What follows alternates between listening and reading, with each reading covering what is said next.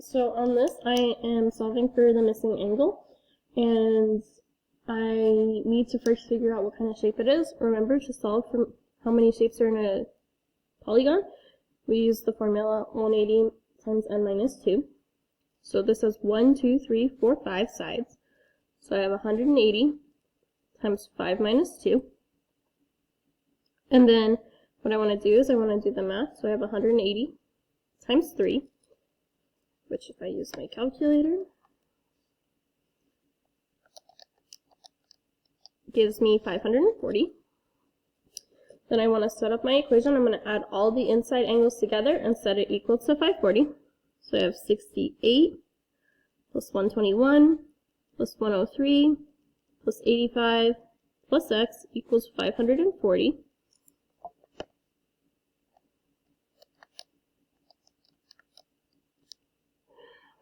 Let's try this again. 68 plus 121 plus 103 plus 85 gives me 377. Okay. Then I want to subtract 377 from both sides.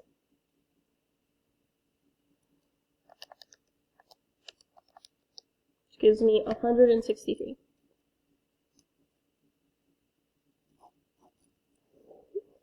I want to do the same thing for number 2. This one has 1, 2, 3, 4, 5, 6 sides. So I'm going to do 180 times 6 minus 2, which simplifies to 180 times 4.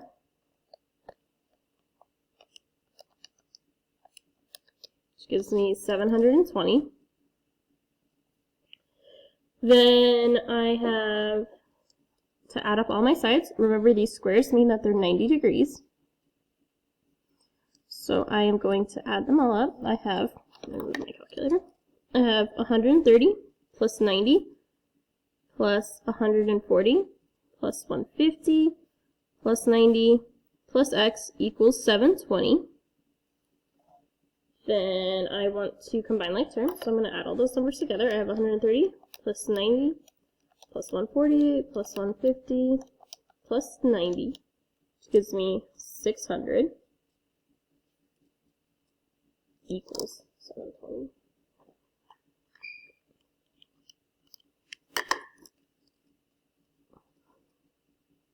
Okay, then I subtract 600 from both sides, and I get x equals 120. On numbers 3 and 4, these angles are outside the polygon, so I want to remember exterior angles always equal 360.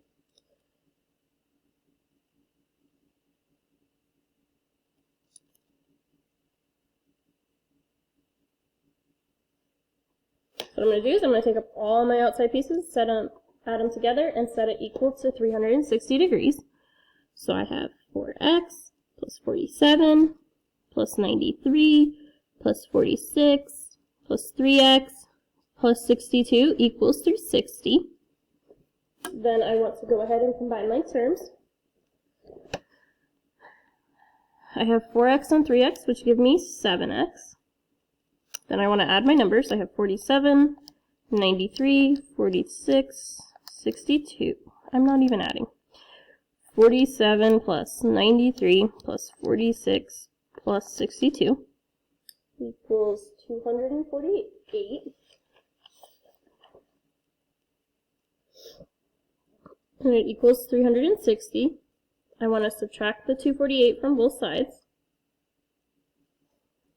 Then I'm going to work over here. I have 7x equals 360 minus 248 is 112. I want to divide by both sides by 7. I get x equals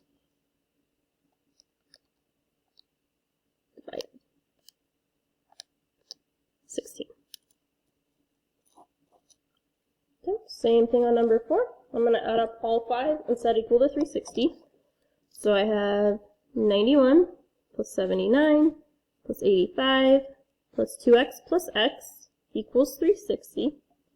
I want to combine like terms, so I have 3 x's.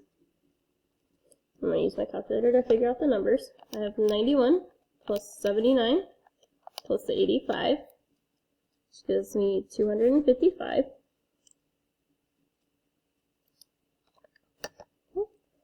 Then I subtract 255 on both sides.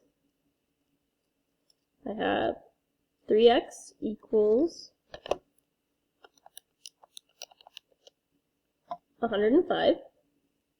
I divide both sides by 3.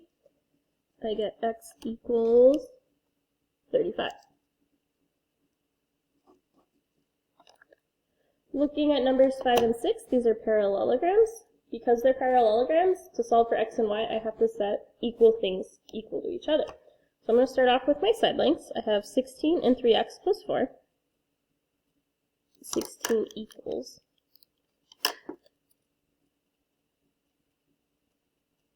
I subtract 4 on both sides. I have 12 equals 3x. Then I want to divide by 3 on both sides. And I have x equals 4. Then I want to do the same thing for my angles. So I'm going to do these in red. I have y minus 60 equals 56. Remember with parallelograms, opposite angles are congruent. So then I add 60 to both sides. I have y equals 116. Same thing on number 6. So I have 2x plus 9 and x plus 11 have to be the same length to be a parallelogram. So I have 2x plus 9 equals x plus 11. I subtract x on both sides. I have x plus 9 equals 11. Then I subtract 9 on both sides. I have x equals 2. Then I do the same thing for y. I'm going to take my opposite angles and set them equal to each other. I have 106 equals 3y plus 19. I subtract 19 on both sides. I do not know what 106 minus 19 is. 87. And it still equals 3y.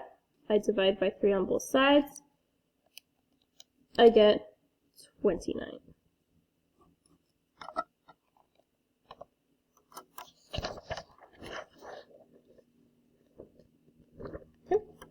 Numbers 7 through 10 want me to find my area and perimeter of each shape and then round to the nearest tenth if necessary. So I'm going to start off by plotting my points. So I have 1, 4, 1, 7, negative 3, positive 4. So this is a triangle. I can count my side lengths over here that are on straight lines. I have 3 and 1, 2, 3, 4. Then I want to, since this is a right triangle, I can use the Pythagorean theorem or I can use the distance formula. This one I am going to use the Pythagorean theorem. Remember, it's a squared plus b squared equals c squared. A and b are on my sides. C is the missing length, so this would be my c. I am just going to do that off to the side over here. So I have 3 squared plus 4 squared equals c squared. I have 3 squared, which is 9, 4 squared, which is 16, c squared is still c squared. 9 plus 16 is 25 equals c squared. I take the square root, c equals 5. So I can do my perimeter. I add up all the outsides. I have 3 plus 4 plus 5, which is 7 plus 5 is 12. Then I want to do the same thing for, or not the same thing, I want to do something different for my area. Remember for triangles, my area, the formula is 1/2 base times height. So my base right here is 4,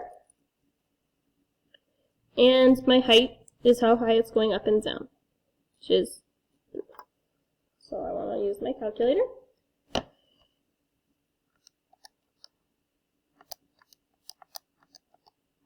And I get 6. I'm going to do the same thing for number 8. So I am going to plot my points. I have 3, 5, 6, 5, 6, 2. So this one I have 3 and 3. And then I'm missing my diagonal side. I'm going to use the Pythagorean theorem again. So I have 3 squared plus d squared equals c squared, which gives me 9 plus 9 equals c squared. 9 plus 9 is 18. Then I want to go ahead and take my square root, which gives me 4.2, which is my c value. So for my area, I want to add, my perimeter, I want to add 3, 3, and 4.2, which gives me 10.2. My perimeter is, my area is 1/2 base times height, so my base is 3, because it's 3 across. And then my height is the up and down value, which is also 3. 1/2, 3 times 3 is 4.5. I want to do the same things for 9 and 10.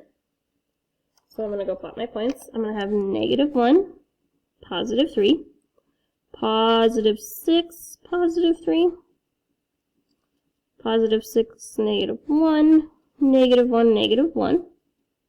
This one is a rectangle, and it's a nice rectangle. It's not slanty, so I can count my sides. I am going 7 across, 4 up and down. So these would also be 4 and 7. My perimeter, I just add all of those together. So I have 4 plus 7 plus 4 plus 7. Just off my screen. Which gives me 22. And for my area, I just do length times width, which is the 4 times the 7. Which gives me 28. Okay, same thing for D. I want to go plot my points. I have -6, positive 5.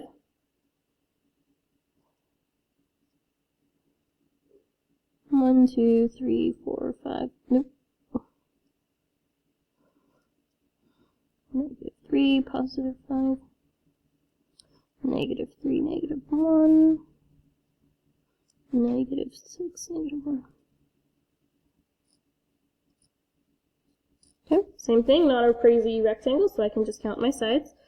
Left and right is 3. Up and down is 1, 2, 3, 4, 5, 6. So I add all of those together. 6 plus 3 plus 6 plus 3 equals 18. Then for my area, I do the same thing. I want to do 6 times 3, which also gives me my 18 area. Okay. These 4 want me to determine the quadrilateral and give it the most specific name. I'm going to go plot my points. I have 3, -5, -2, -3, -2, positive 2, and positive 3, positive 4. So notice I have 2 sets of parallel lines, and then one set of parallel lines, and then 2 slanty lines that should have the same slope. I have up 2, over 5, down 2, over 5. So they have the same slope, just opposite. That means this is an isosceles triangle. Trapezoid. Okay.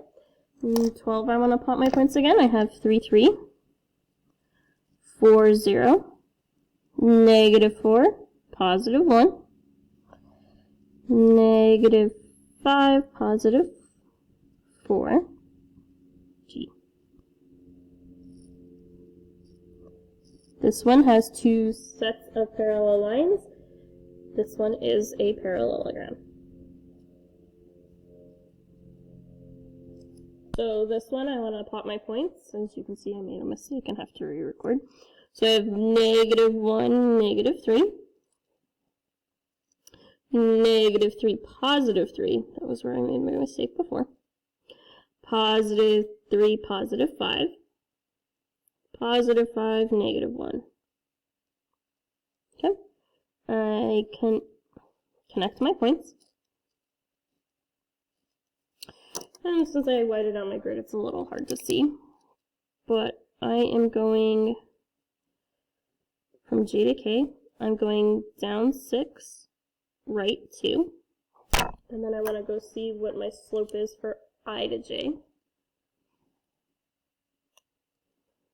This one I'm going up 2 over 6. So I have a slope of 2 over 6, which is 1/3. And I have a slope of negative 6 over 2, which is negative 1/3. That's not a good 3. It means these two lines are perpendicular. So that means this is actually a square, because also when I counted out, the rectangles came out to the same. So it means that these two sides would be the same. Okay. Then I want to do the same thing for number 14. I want to pop my points. So I have 1, 8, 6, 9, 10, 2, 2, 3. P.